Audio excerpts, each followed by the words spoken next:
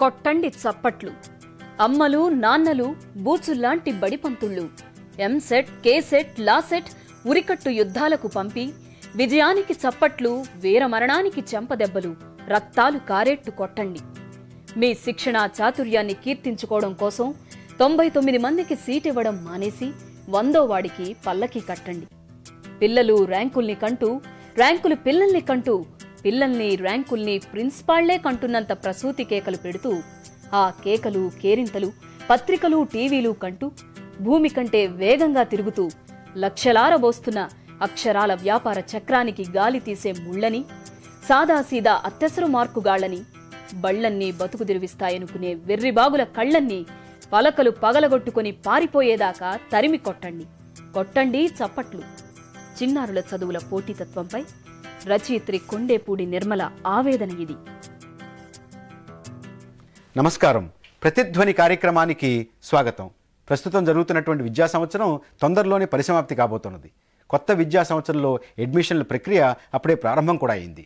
ఈ నేపథ్యంలో పాఠశాల ఎలా ఉండాలి, దానికి ఉండాల్సినటువంటి లక్ష్యాలేమిటి, లక్షణాలేమిటి, పాఠశాలకి సమాజానికి, పాఠశాలకి విద్యార్థులకి, పాఠశాలకి తల్లిదండ్రులకి ఉండాల్సినటువంటి సంబంధ బాంధవ్యాలు ఎలా ఉండాలి అనేటటువంటి దాని మీద విస్తృతమైనటువంటి చర్చను చేపట్టాం.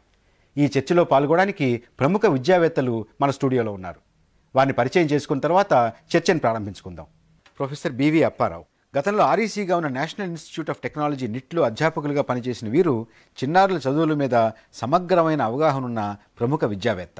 శ్రీమతి టి ఉషా గతంలో డిఏవి స్కూల్స్కి ప్రిన్సిపాల్గా పనిచేసిన వీరు ప్రస్తుతం రాష్ట్రంలో అనేక ప్రాంతాల్లో ఏర్పాటైన గౌతమ్ మోడల్ స్కూల్స్ డైరెక్టర్గా వ్యవహరిస్తున్నారు. శ్రీమతి ఉషారెడ్డి రిషి వ్యాలీ విద్యాసంస్థతో పాటు దేశంలోని అనేక ప్రముఖ విద్యాసంస్థలతో సంబంధం ఉన్నటువంటి వీరు ప్రస్తుతం మెరీడియన్ స్కూల్ ప్రిన్సిపల్గా పనిచేస్తున్నారు. శ్రీ చుక్కా రామయ్య ఐఐటి రామయ్యగా సుప్రసిద్ధులైన వీరు దేశంలోనే ప్రముఖ విద్యావేత్త. చిన్నారుల చదువుల లక్ష్యాలపై పలువురు విద్యావేత్తలు ఎన్నో అమూల్యమైన అభిప్రాయాలను వ్యక్తం చేస్తున్నారు.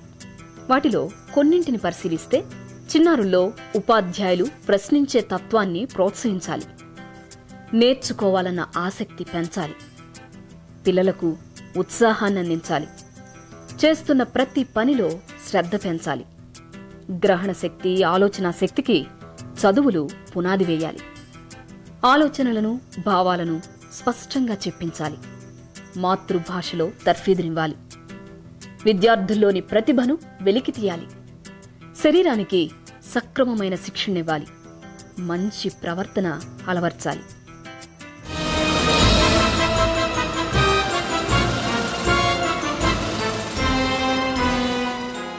అప్పారావు గారు, మీతో ప్రారంభిద్దాం. అసలు బడి ఇవాళ అవసరం ఉందా?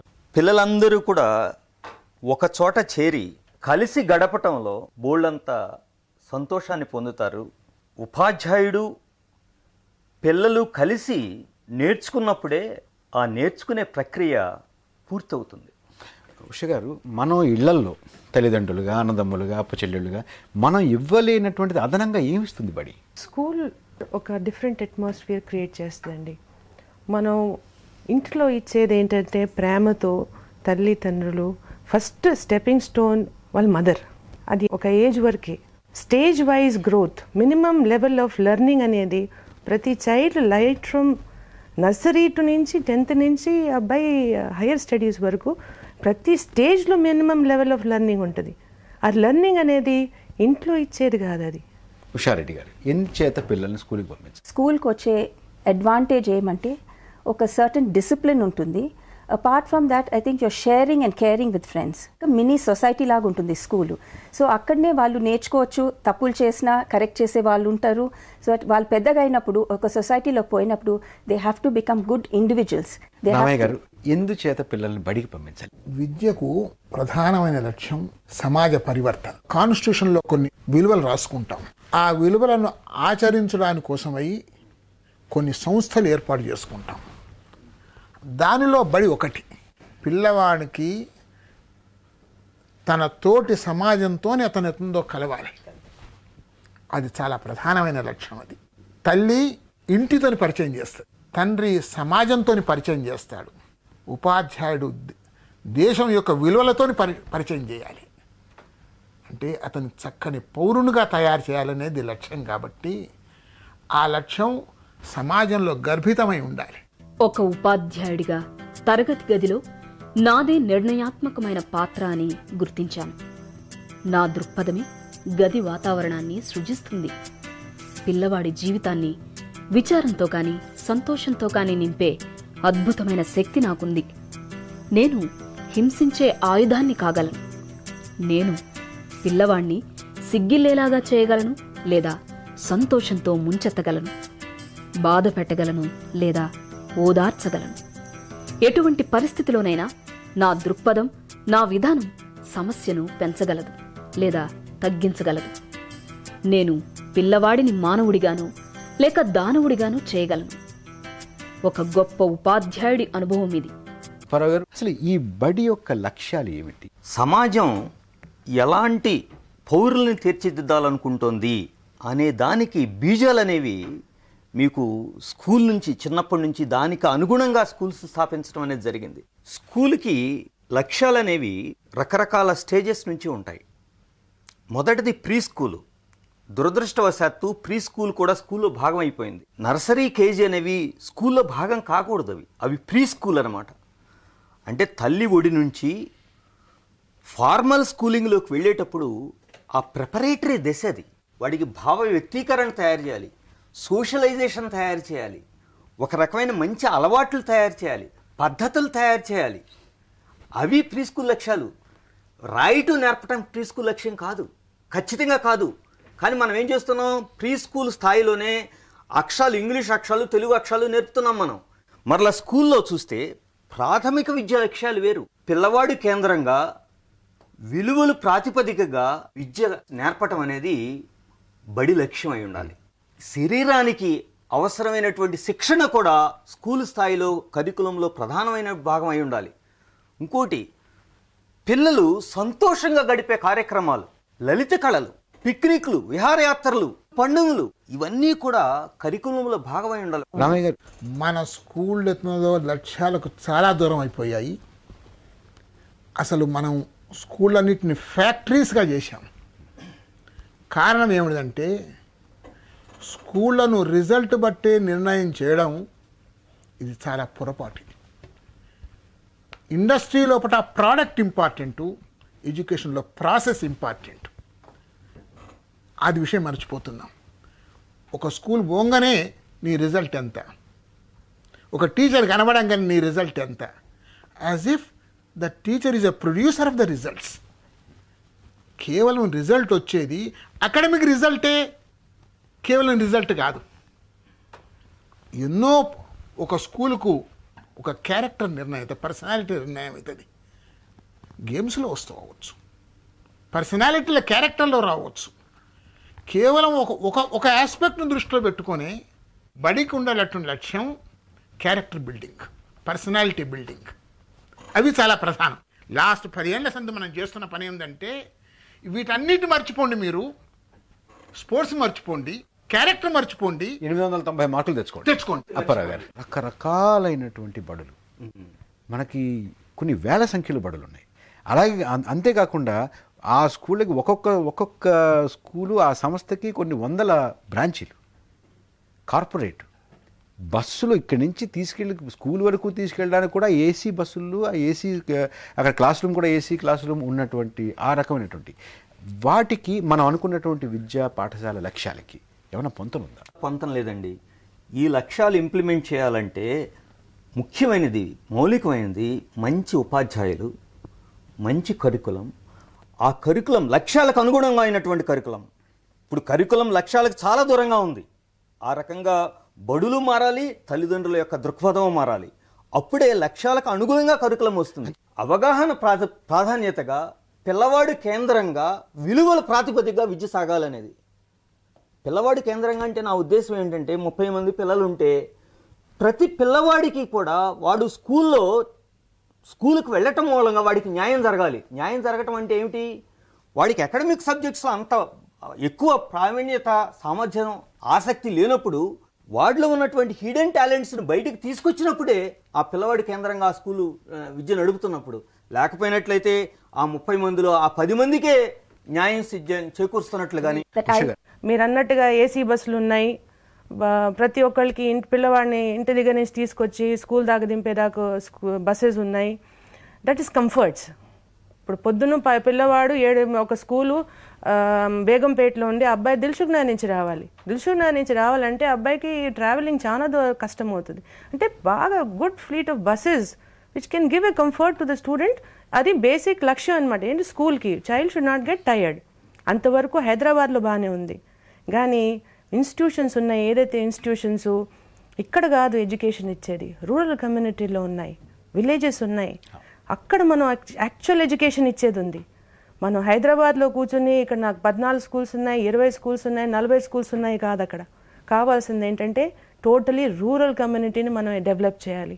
అక్కడ మనం చేసే పని ఒక వంతైనా మనం అక్కడ చేసినంటే అయితే I think the entire system of education will change with no matter. అక్కడ వాల్యూ బేస్డ్ ఎడ్యుకేషన్ కావాలి. Basically value based education. Secondly, he should be able to live his own livelihood. ఆ లైవ్లీహుడ్ కీ లేని education waste. Usha Reddy గారు, ఈ పోటీ తర్వాత పెద్ద పెద్ద పెట్టుబడి అది ఎలాగోలాగా దాన్ని మళ్ళీ వెనక్కి తీసుకోవాలనేటువంటి ఒక తహతహ సహజంగా ఉంటుంది. ఇవి మనం అనుకున్నటువంటి లక్ష్యాలతోటి మన బడిని దూరంగా జరుపుతున్నాయా? డెఫినెట్లీ అండి. బికాజ్ ఇవన్నీ ఏమవుతుందంటే డీఫోకస్ అయిపోతున్నారు. టోటల్ ఎడ్యుకేషన్ సిస్టమే పేరెంట్స్ వచ్చినప్పుడు కూడా వాళ్ళు కన్ఫ్యూజ్ అయిపోతున్నారు. ఒక స్కూల్కి వెళ్తే మాకు పలానా ఫెసిలిటీస్ ఉన్నాయని అంటున్నారు. స్కూల్స్ లోపల ఏ వాల్యూస్ అయితే మనం ఇన్స్టిల్ చేస్తామో దాట్ ఈస్ ఇంపార్టెంట్. ఇప్పుడు మన పాత ఇన్స్టిట్యూట్స్, బాగా పేరున్న ఇన్స్టిట్యూట్స్ తీసుకుంటే వాతావరణమే మనకి ఒక మాదిరి నేర్చుకుందామా అనే ఫీలింగ్ కూడా కలుగుతుంది పిల్లలకి. గ్రౌండ్స్ ఉంటాయి, చెట్లు ఉంటాయి. ఇప్పుడు మన సిటీ స్కూల్స్ తీసుకోండి, అసలుకి చెట్టు ఉన్న స్కూలే లేదు. I think a time will come ఒక పిల్లోనికి చెట్టు ఏంటి, we have to take them to a garden or something and then show them a tree. That is very sad. ఇప్పుడు మేము చిన్నగా ఉన్నప్పుడు క్లాసెస్ అంటే మాకు చెట్ల కింద ఉండేదన్నమాట. రిషి వ్యాలీలో ఒక physics lesson displacement of water నేర్చుకోవాలంటే మాకు స్విమ్మింగ్ పూల్ పక్కన తీసుకెళ్లి నేర్పించేవాళ్ళం. అంటే ప్రాక్టికల్గా ఫ్రీడమ్, యాక్సెసిబిలిటీ, టీచర్కి ఒక ఫ్రెండ్స్ లాగా ట్రీట్ చేసేవాళ్ళం. ఇప్పుడు చాలా ప్రెషర్ అయిపోతుంది. మెయిన్ థింగ్ ఏమంటండి, ప్రతి స్కూల్లో కరికులం డివైడ్ చేసి ఒక 22 వర్కింగ్ డేస్ ఉన్నాయి, 4 లెసన్స్ కంప్లీట్ చేయాలంటే వాట్ ఆర్ వి అచీవింగ్? దానివల్ల ఏమవుతుందంటే ఆ ఇన్ఫర్మేషన్ ఆ టైం లోపల మనం డెలివర్ చేస్తున్నాము, కానీ పిల్లలు actually they not able to absorb. Finally what does education mean? ఈ ఇన్ఫర్మేషన్ని మనం డైజెస్ట్ చేసుకొని నాలెడ్జ్ కన్వర్ట్ చేసుకొని అల్టిమేట్లీ మనం దాన్ని కరెక్ట్ యూస్లో పెడితే అది విజ్డమ్.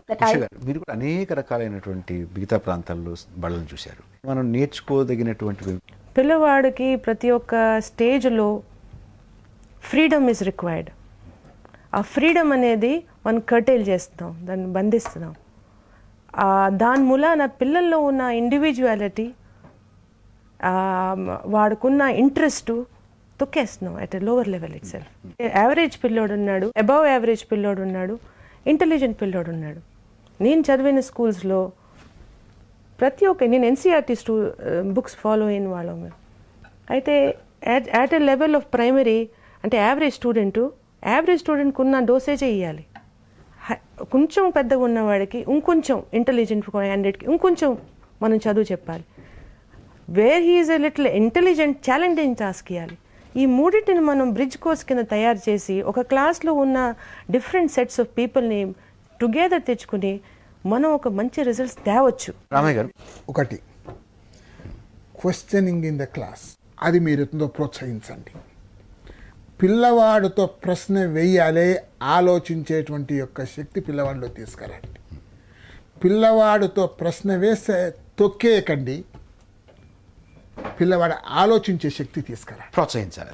2, 3, 6 అని చెప్తే, ఫ్యాక్ట్ చెప్తే ఎందుకు సార్ అనే స్థితికి మనం ధైర్యం తీసుకురావాలి.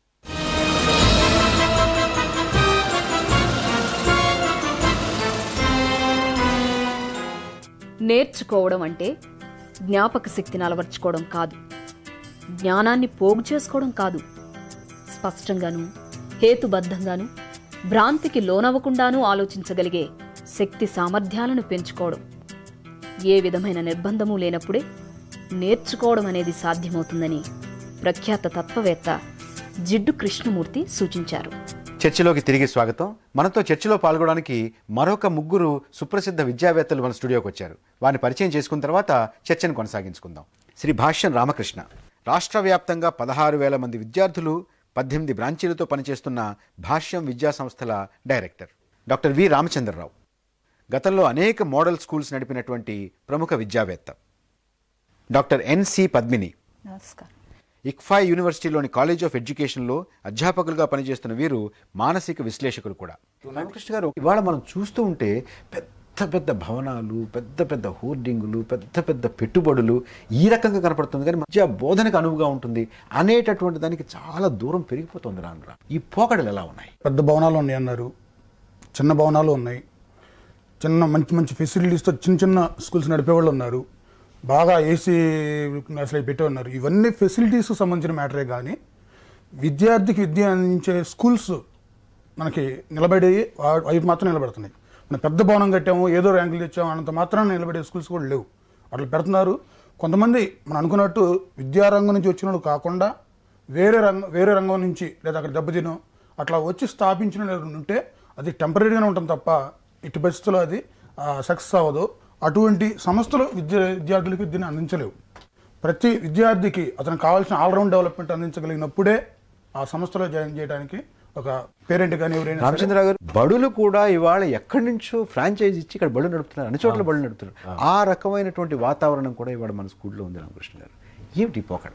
అంటే బిడ్డని మానవుడిగా కాకుండా మానవతత్వానికి చదువు చెప్పుకోవడం, మానవతత్వాన్ని బ్రతికించుకోవడం కాకుండా ఉద్యోగస్తుల్ని తయారు చేసుకోవడం, మొత్తం మీద ఉన్న జనాభాని అంతా పక్కన పెట్టేసి ఒక 100-200 ర్యాంకులు అకాడమిక్ ఒక పర్టికులర్ రంగంలో ఒక పర్టికులర్ కోర్స్ కోసం జీవితాలు టార్గెట్ చేసేసుకునే సంకుచిత తత్వం సెటిల్ అవడం మూలాన వచ్చిన వికృత ధోరణి సరే. వాళ్ళకి కావలసిన డెవలప్మెంటల్ రిక్వైర్మెంట్స్, విప్పార్పుకి కావలసిన మౌలిక అవసరాలు ఏమి అమరుతున్నాయి విద్యా సంస్థల్లో? అసలు వాటిని పరిగణనలోకి తీసుకుంటున్నామా? విద్యా బోధన చేసేటటువంటి ఉపాధ్యాయుల తయారీలోనే మన స్కూళ్ళ యొక్క వాతావరణం ఆ పోకడల్లో బీజాలు పడుతున్నాయా? పడుతున్నాయండి. నిజంగానే ఏంటంటే అది క్రాంప్ అయిపోయింది. బీఎడ్ కోర్స్ అన్నది కూడా కంప్లీట్గా ఇదివరకు 9 నెలలు 10 నెలల్లో ఎక్కడైతే ఇంటెన్సివ్ ట్రైనింగ్ ఇచ్చేవాళ్ళో అది it is cramp to 6 months. So ఆ 6 నెలల్లో మీరు ఇవ్వాల్సినంతటువంటి స్కిల్స్ ఇవ్వలేకపోతున్నారు టీచర్ ఎడ్యుకేషన్ ఇన్స్టిట్యూషన్స్ కూడా. ఇది కూడా ఏమైపోయిందంటే స్కూల్లో కరికులం కంప్లీట్ చేయాలి అన్న పద్ధతిలోనే ఆ ధోరణిలోనే నడుస్తుంది తప్ప నిజంగా టీచర్కి ఏమేమి స్కిల్స్ వీళ్ళు డెవలప్ చేయాలి అన్న దాని మీద దృష్టి కంప్లీట్గా లేదు. కాబట్టి ఏమైపోతుందంటే 6 నెలల్లో మళ్ళీ వాళ్ళకి పరీక్ష ప్రిపేర్ చేయాలి కాబట్టి ఆ ఇంటర్న్షిప్కి పంపించేంత వరకు ఎంతవరకు కావాలో అంతవరకే వాళ్ళు టార్గెట్ చేస్తున్నారు. కానీ నిజంగా ఒక టీచర్ అవ్వాల్సిన వాళ్ళకి ఆ దృక్పథాన్ని మనం అందిస్తున్నామా లేదా అన్న ధోరణిలో ఏ బీఎడ్ ట్రైనింగ్ కాలేజ్ కూడా నడవట్లేదు. ఎక్కడ విద్యా వ్యవస్థలైనా కానీ టీచర్ ఎడ్యుకేషన్కును స్కూల్స్కు సంబంధం ఉంటుంది. మనకు తీర్థానికి తీర్థం, ప్రసాదానికి ప్రసాదం. టీచర్ ఎడ్యుకేషన్ వారికి తను చెప్పినటువంటి ఒక ప్రిన్సిపల్స్ను స్కూల్లో ఎంతవరకు ఆచరిస్తున్నాడు ఆ విధమైన సంబంధమే లేదు మనకు. టీచర్ అతను కేవలం టీచర్ను ప్రొడ్యూస్ చేయాలి, ఇక్కడ ఎత్తుందో అతను తన ఇష్టం వచ్చిన చదువు చెప్పుకోవాలి. అసలు పాఠశాలల తీరు ఎలా ఉందో అక్కడున్న పిల్లల మాటల్లోనే ఒకసారి తెలుసుకుందాం. చాలా మంది టీచర్స్ ఉంటారు, చెప్పేటప్పుడు భయపడుతూ అసలు ఏదైనా క్వశ్చన్ అడిగినప్పుడు తప్పు చెప్తే వెంటనే కర్రతో కొట్టడం అలాంటివి చేస్తూ ఉంటారు. ఇంకా పిల్లలు ఏంటంటే చదువుకొచ్చినా కూడా తప్పు చెప్తానేమో తంతుందేమో అనే భయంతో చెప్పాలనుకున్నది చెప్పలేకపోతారు. హోమ్ ట్యూషన్స్ అది ఇది అని చెప్పి గురువులనే వాళ్ళ దగ్గరికి డబ్బులు ఇచ్చి రప్పించుకుంటున్నారు. సో ఈ మధ్యన స్టడీస్ కూడా కమర్షియలైజేషన్ అయిపోతున్నాయి. ఇవి ఒక టైప్ ఆఫ్ బిజినెస్ కింద మారిపోతుంది. ఎడ్యుకేషనే కాకుండా స్కూల్స్లో ఈ ప్లే ఇది కూడా ఉండాలి. ఒట్టి ఎడ్యుకేషనే చదివితే స్టూడెంట్స్ లేజీ అయిపోతారు. ఒకవైపు స్కూల్, ఇంకోవైపు స్పెషల్ కోచింగ్స్, ఫ్యూచర్ గురించి ఎక్కడ జాయిన్ అవ్వాలి దేని గురించి అని చాలా ప్రెషర్గా ఉంటుంది చిల్డ్రన్ మీద. కాబట్టి టీచర్స్ ఇంకా పేరెంట్స్ వాళ్ళ they have to give a lot of moral support to the children. స్కూల్లో స్టూడెంట్ అండ్ టీచర్ రిలేషన్షిప్ కూడా ఎలా ఉండాలంటే ఫ్రెండ్లీగా ఉండాలి. సో దట్ వాళ్ళకి బాగా అర్థమవుతుంది. ఒకవేళ ఏమైనా అర్థం కాకపోయినా వాళ్ళు టీచర్స్తో ఈజీగా చెప్పుకోగలుగుతారు. పిల్లల మీద విద్య అనేది ఒత్తిడికి మాత్రం కాదు. ఎందుకంటే మామూలుగా వాళ్ళ చిన్నతనాన్ని మాత్రం వదులుకోకపోతే వాళ్ళ జీవితంలో బాగుపడే అవకాశాలు చాలా తక్కువ. చాలా వరకు స్కూల్స్కి గ్రౌండ్స్ ఉండట్లేదు. గ్రౌండ్స్ ఉన్నా కూడా వాళ్ళని ఎక్కువగా పీటీ అవర్ అని చెప్పి ఓన్లీ క్లాస్లో కూర్చోబెడుతున్నారు. ప్రతి స్కూల్లో టాలెంట్ టెస్ట్లు, సర్చ్ టెస్ట్లు అని పెట్టి బాగా చదివిన వాళ్ళనే తీసుకుంటున్నారు. స్కూల్ అంటే మెయిన్ ఒక బిల్డింగ్ ఉంటే చాలు, 2 ఫ్లోర్స్ ఉండి కొన్ని క్లాస్ రూమ్స్, బోర్డు ఉంటే చాలు అని అనుకుంటున్నారు. పిల్లలకి టీచర్స్ చాలా ఎక్కువ హోంవర్క్ ఇస్తున్నారు. రోజు వాళ్ళు ఆ హోంవర్క్స్ వల్ల 12 వరకు 1 గంట వరకు కూర్చొని పొద్దున్నే స్కూల్కి లేట్గా లెగిసి స్కూల్కి లేట్గా వెళ్ళటం, పంక్చువాలిటీ మెయింటైన్ చేయలేకపోవటం, టీచర్స్తో తిట్టులు తినటం రోజు ఇది ఒక కామన్ అలవాటు అయిపోతుంది వాళ్ళకి. సమ్మర్లో ఆడుకోవాలి కానీ వాళ్ళు అప్పుడు కూడా వాళ్ళకి సమ్మర్ క్లాసెస్ అంటూ ఉన్నాయి, అవి కూడా వాళ్ళని చాలా డిస్టర్బ్ చేస్తున్నాయి. పేరెంట్స్ ఏమనుకుంటున్నారంటే మా పిల్లలు డాక్టర్స్ కావాలి, ఇంజనీర్స్ కావాలి, ఇది కావాలి అది కావాలని చెప్పి వాళ్ళ ఆలోచనలన్నీ పిల్లల మీద రుద్దుతున్నారు.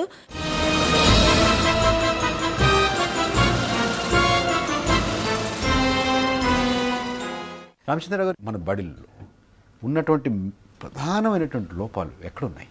బిడ్డని బిడ్డగా అర్థం చేసుకోవడం అన్న దాంట్లో ప్రధానమైన లోపం ఉంది సార్. ఫ్యూచర్ ఉద్యోగస్తుడిగా అంటే వీడు పెద్దవాడై డాక్టర్ అవ్వాలి లేకపోతే ఇంజనీర్ అవ్వాలి, వాడి స్వభావంతో నిమిత్తం లేని అవగాహన తీసుకోవడం బిడ్డను బిడ్డగా చూడడం కాదు. అమ్మా నాన్నలో నేర్చుకోవాలి, స్కూల్లో నేర్చుకోవాలి, టీచర్లు నేర్చుకోవాలి.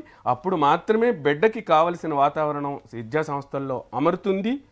అప్పుడే బిడ్డ ఒక చక్కటి మానవుడిగా ఎదుగుతాడు, వాడు ఏ ఉద్యోగానికైనా పనికొస్తాడు.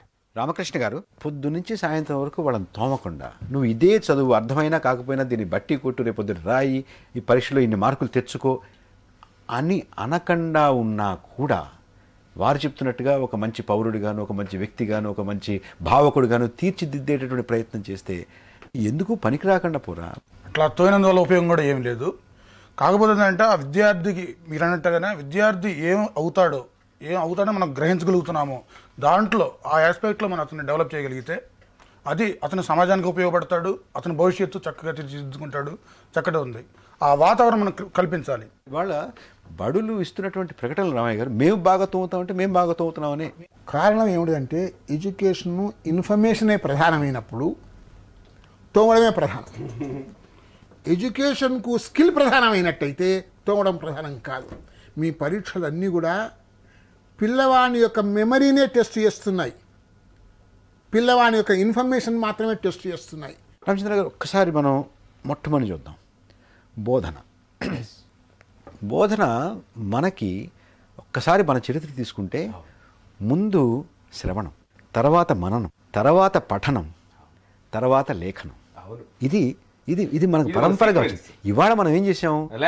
ముందు లేఖనం, ముందే లేఖనం. మన విద్యా వ్యవస్థలో చోటు చేసుకున్నటువంటి ఒక్కొక్క లోపాన్ని మీ దృష్టిలో ఏమేమిటి?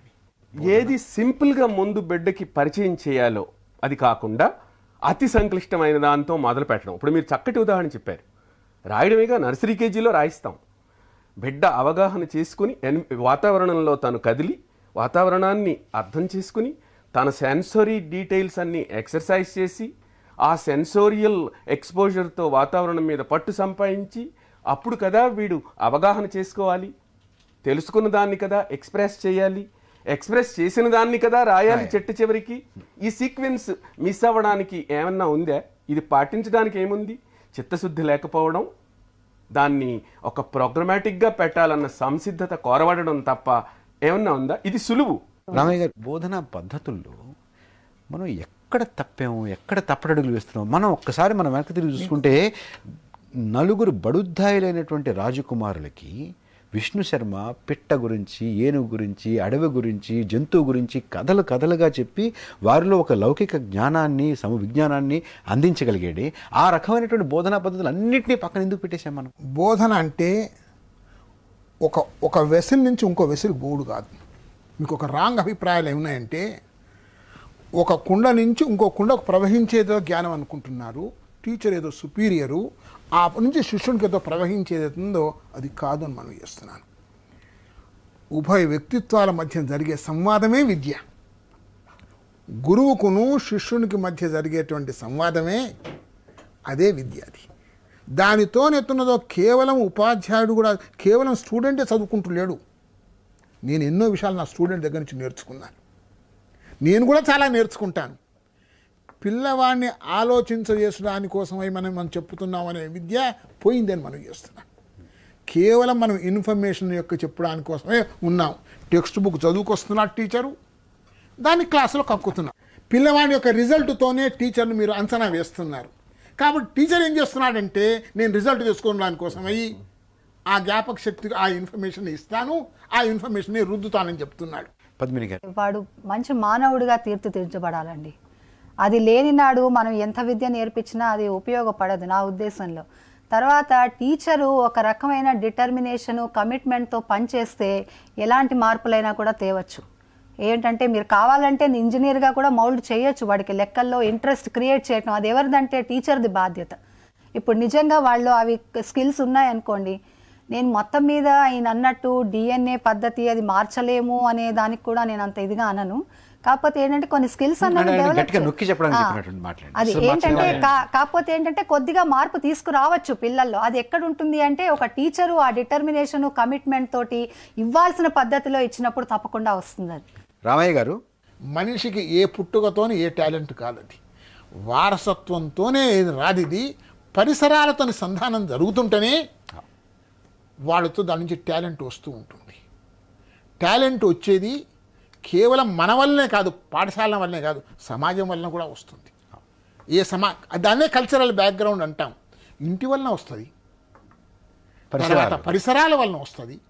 స్కూల్ దానిలో ఒక భాగమే, కానీ మొత్తం స్కూల్ ఎత్తుందో అని వాడిని తీర్చిదిద్దడానికి స్కూలే అని అనుకోవడం అవుతుందో భ్రమ అంటే చెప్తున్నాయి. ఎన్నో కారణాలు ఉన్నాయి దీనికి. కాబట్టి మన యొక్క చదువు అంతా కూడా సమాజానికిను మన బడి యొక్క చదువుకోతుందో దగ్గర సంబంధం ఉండాలి. మన అంశాలన్నీ కూడా వాడు నిజ జీవితంలో చూసేదానికి సంబంధం ఉన్నట్టయితే దాని మీద ఇంట్రెస్ట్ తీసుకుంటారు. రామకృష్ణ గారు, మీరు విద్యా సంస్థలు నడుపుతున్నారు, చాలా విజయవంతంగా నడుపుతున్నారు. అసలు ఈ ఆలోచనలన్నీ తీసుకుంటే మీరు నడిపేటటువంటి విద్యా సంస్థలు నడపగలరా? ప్రాక్టికల్ చాలా కష్టం అండి. మాట్లాడుకోవడానికి ఇవన్నీ ప్రాక్టికల్ చాలా కష్టం. చూస్తున్నాం ఇప్పుడు మీరు మన అందరం అనుకోండి, నేను చేసి మన పిల్లలందరం చేయించామా? అటువంటి పాఠశాలలో మనం చేసి దిద్దుతున్నామా? అది ప్రాక్టికల్ కష్టం. నేను నడుపుతున్నానండి. మాస్టర్ గారు నేను చెప్పి మీకు ఒక అభిప్రాయం ఏంటంటే రాంగ్ అభిప్రాయాలు మీకు ఏర్పడ్డాయి. వారు నడపడానికి కారణం ఏంటంటే ఈదుగా ప్రయత్నం చేయండి అని అడగండి. కానీ నేను ఎత్తుందంటే ప్రతిష్టాత్మకమైన పరీక్షను దాంట్లో పనిచేస్తున్నాను. ఇవాళ నా అభిప్రాయం ఏమిటంటే నాకన్నా నా స్టూడెంట్ ఎక్కువ తెలియగలవాళ్ళని అభిప్రాయానికి వచ్చాను. విద్యా బోధనలోనూ పరీక్షా విధానంలోనూ కూడా చాలా మార్పులు రావాల్సినటువంటి అవసరం ఉంది. పరీక్షా విధానంలో తీసుకొచ్చేటువంటి మార్పులతో పాటుగా విద్య వ్యాపారంగా మారకుండా చూడాల్సినటువంటి చర్యలు కూడా మనం తీసుకోవాలి. ఈ చర్చని ఇంతటితో ముగిద్దాం. నమస్కారం.